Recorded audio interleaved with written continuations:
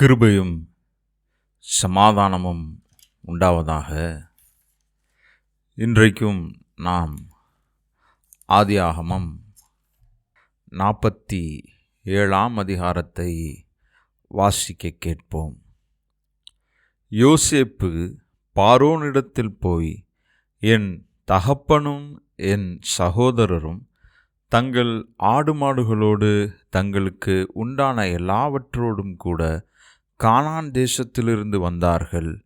இப்பொழுதும் கோசேன் நாட்டில் இருக்கிறார்கள் என்று சொல்லி தன் சகோதரரில் 5 பேரை பார்வோனுக்கு முன்பாக கொண்டு போய் நிறுத்தினான்.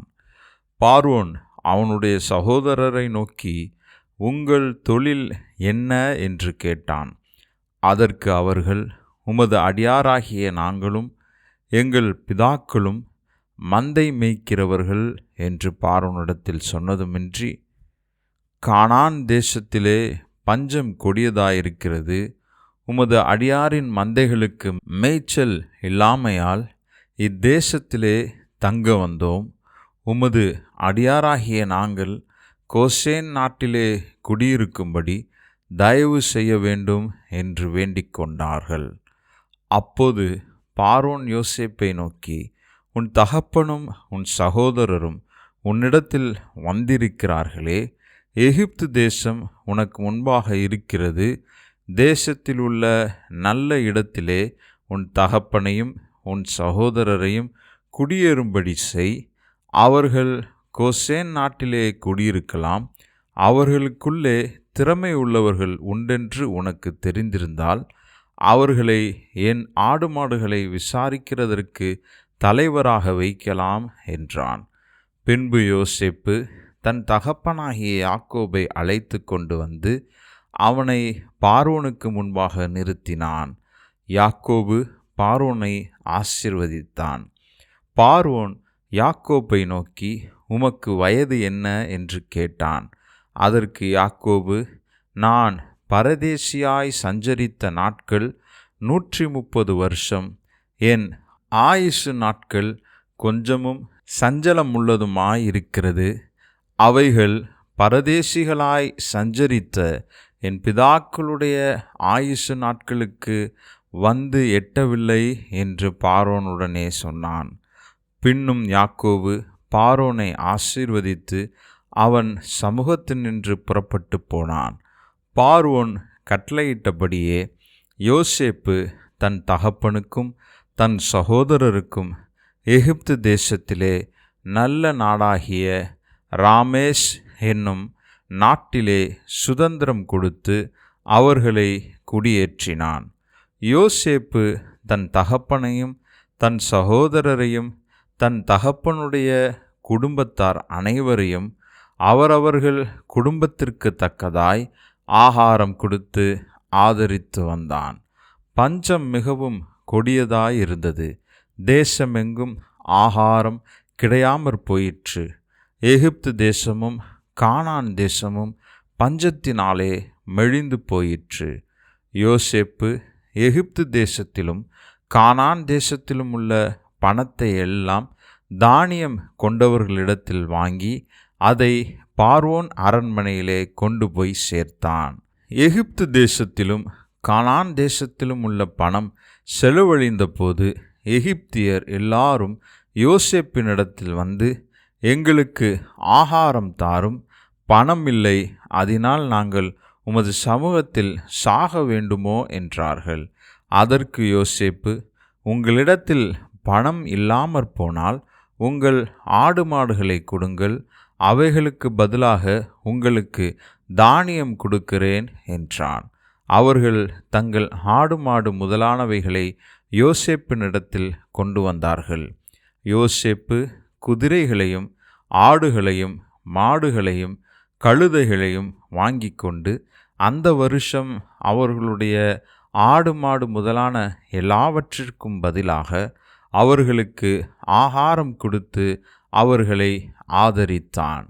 அந்த வருஷம் முடிந்த பின் மறு வருஷத்திலே அவர்கள் அவனிடத்தில் வந்து, பணமும் செலவழிந்து போயிற்று, எங்கள் ஆடு மாடு முதலானவைகள் எல்லாம் ஆண்டவனை சேர்ந்தது, எங்கள் சரீரமும் எங்கள் நிலமுமே ஒழிய எங்கள் ஆண்டவனுக்கு முன்பாக மீதியானது ஒன்றும் இல்லை. இது எங்கள் ஆண்டவனுக்கு தெரியாத காரியம் அல்ல.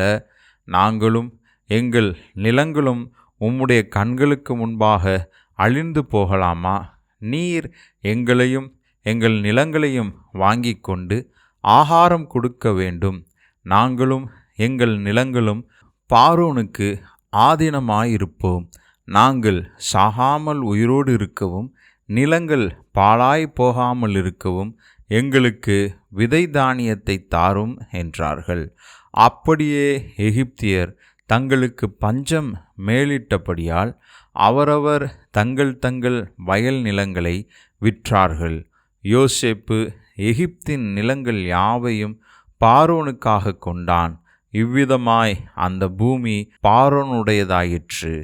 மேலும் அவன் எகிப்தின் ஓர் எல்லை முதல் மறு எல்லை வரைக்கும் உள்ள ஜனங்களை அந்தந்த பட்டணங்களிலே குடிமாறி போக பண்ணினான். ஆசாரியனுடைய நிலத்தை மாத்திரம் அவன் கொல்லவில்லை. அது பார்வோனாலே ஆசாரியருக்கு மானியமாக கொடுக்கப்பட்டிருந்ததினாலும் பார்வோன் அவர்களுக்கு கொடுத்த மானியத்தினாலே அவர்கள் ஜீவனம் பண்ணி வந்ததினாலும் அவர்கள் தங்கள் நிலத்தை விற்கவில்லை. பின்னும் யோசேப்பு ஜனங்களை நோக்கி, இதோ இன்று உங்களையும் உங்கள் நிலங்களையும் பார்வோனுக்காக வாங்கி கொண்டேன். இதோ உங்களுக்கு கொடுக்கப்படுகிற விதை தானியம். இதை நிலத்திலே விதையுங்கள். விளைவில் 1/5 பார்வோனுக்கு கொடுக்க வேண்டும். மற்ற 4 பங்கு வயலுக்கு விதையாகவும் உங்களுக்கும் உங்கள் குடும்பத்தாருக்கும் உங்கள் குழந்தைகளுக்கும் ஆகாரமாகவும் உங்களுடையதாயிருக்கட்டும் என்றான். அப்போது அவர்கள், நீர் எங்கள் பிராணனை காப்பாற்றினீர். எங்கள் ஆண்டவனுடைய கண்களில் எங்களுக்கு தயவு கிடைக்க வேண்டும். நாங்கள் பார்வோனுக்கு அடிமைகளாய் இருக்கிறோம் என்றார்கள். 1/5 பார்வோனுக்கு சேரும். வாரம் என்று யோசேப்பு இட்ட கட்டளையின்படி எகிப்து தேசத்திலே இந்நாள் வரைக்கும் நடந்து வருகிறது. ஆசாரியன் நிலம் மாத்திரம் பார்வோனை சேராமல் நீங்களாயிருந்தது. இஸ்ரவேலர் எகிப்து தேசத்திலுள்ள கோசேன் நாட்டிலே குடியிருந்தார்கள். அங்கு நிலங்களை கையாட்சி செய்து மிகவும் பலுகி பெருகினார்கள். யாக்கோபு எகிப்து தேசத்திலே 17 வருஷம் இருந்தான். யாக்கோப்புடைய ஆயுசு நாட்கள் 147 வருஷம். இஸ்ரவேல் மரணமடையும் காலம் சமீபித்தது.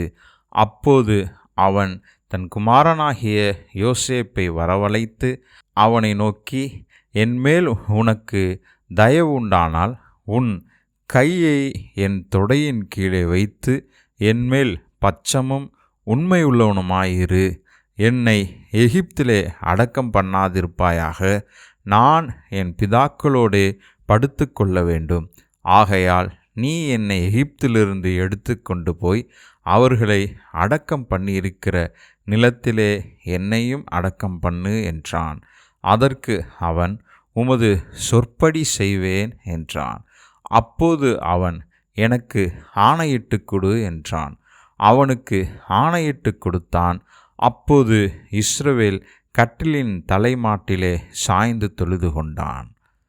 God bless you.